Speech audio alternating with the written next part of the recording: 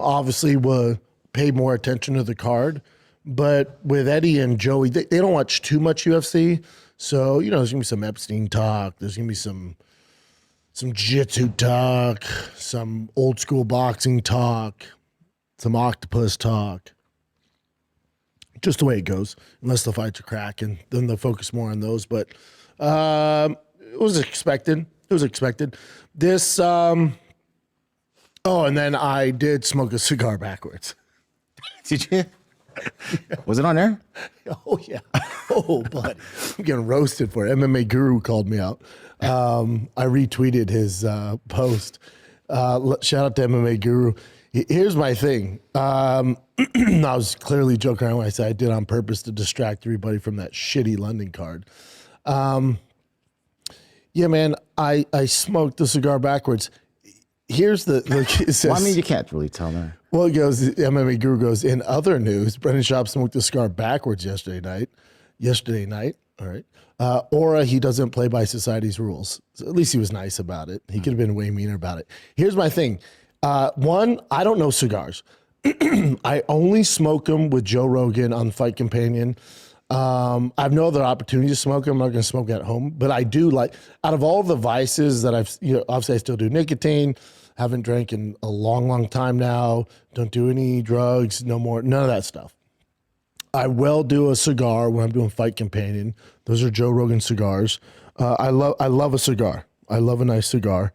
Don't know shit about them, but correct me if I'm wrong. I'm not trying to defend myself. I'm an idiot, clearly, but correct me if I'm wrong on this. There's no filter to a cigar. So it's not like if you're smoking a cigarette backwards, well, buddy, there's a filter and you're screwed. With a cigar, there's no filter. So what makes it backwards is just the labeling on there. So most traditional premium cigars don't. No, they don't. They don't. The big cigars you smoke don't have filters because they're cigars. So there's no really, I guess the way you'd be doing it backwards because you're looking at the label on it. But I cut it and I was like, fuck it. I cut it and it's all the same shit. It's all the same shit, but I get it. I get it. I get it now too. Like that's where the band is. That's where the band is. Yeah. I guess the trouble would be is you're smoking the chemicals from the band, from the label. Yeah. Plastic, whatever that is. But yeah, I don't know shit about cigars. Sorry guys. Sorry y'all. MA Guru called me out. All good. Still love you, bud. Still love you.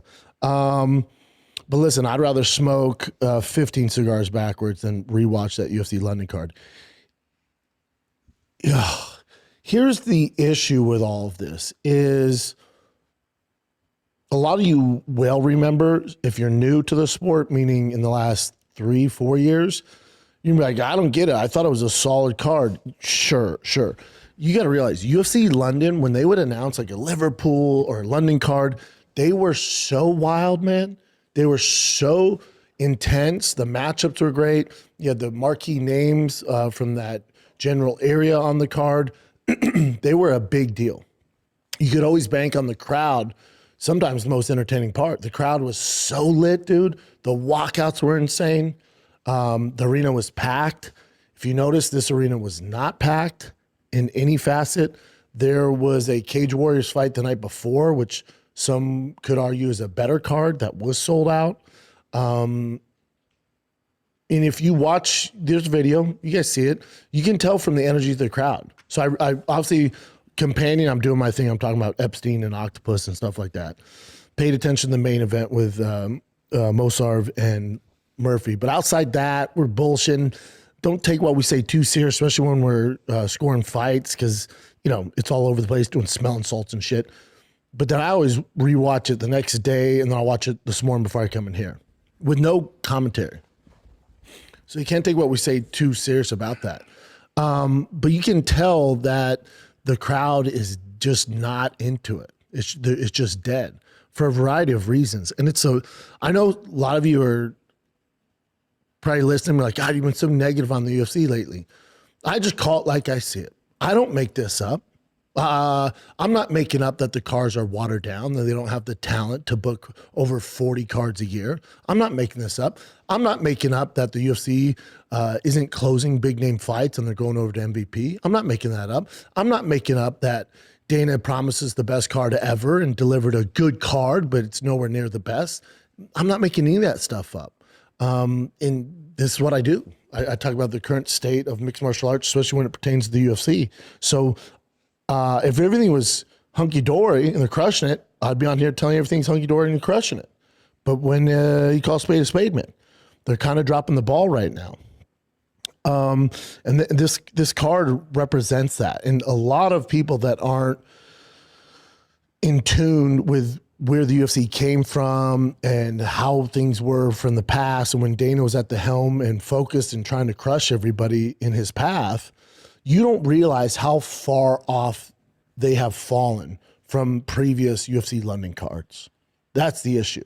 So if you're out there, and I see the comments, some guy was like, man, I never thought I'd call Brendan Schaub a casual, but here we are. It's like, that's such a casual take because you have no context of where we're coming from, dude. It's always weird to me. Oh my God, the excuse making here. Did he just try to, like, 6 degrees kind of try to blame Joe Rogan? And of course, he just couldn't take the L. He had to, to be fair to me, is there anything really wrong with smoking it backwards? And it's like, shut up, Schaub. Just shut up about it, you idiot. And then he goes, I was clearly joking about, no, you weren't. Because if you were clearly joking about that tweet, you would have immediately tweeted that you were joking.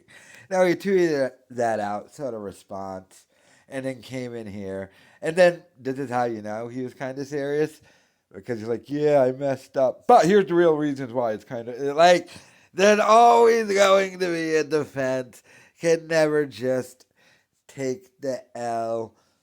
I think, but from his perspective, Schaub, I think he thinks going on the Fight Companion was a huge success because the number one thing that came out of it was the cigar thing, at least in his mind, not realizing we all saw everything else. Him making an idiot of him, Joey Diaz yelling at him. And it wasn't just the cigar smoking backwards, it was the complete and total ass kissing of Rogan. Even in this, he's like, I only smoke cigars when I go on Rogan. And then in there, he's like, I enjoy cigars, but I don't know how to smoke them. But what's really the ding? But the whole thing. But yeah, like I said during the video, he probably, I didn't think it was that big of a deal because he probably doesn't know how to smoke a cigar. And he's only doing it because he's on Joe Rogan's podcast and Joe is doing it. So that's the only reason why. And he's trying to suck up to Joe Rogan so he can get on the Joe Rogan podcast more like it used to be. Remember, Brendan Schaub used to be in tier 1 of the Rogan sphere. He was Rogan's most featured guest. And he's fallen all the way down to the last tier. He'll probably blame Brian Callen, but that's not the reason. It's because Schaub destroyed his own career. So he's going to kiss up the Rogan any chance he can. But let me know your thoughts in the comments.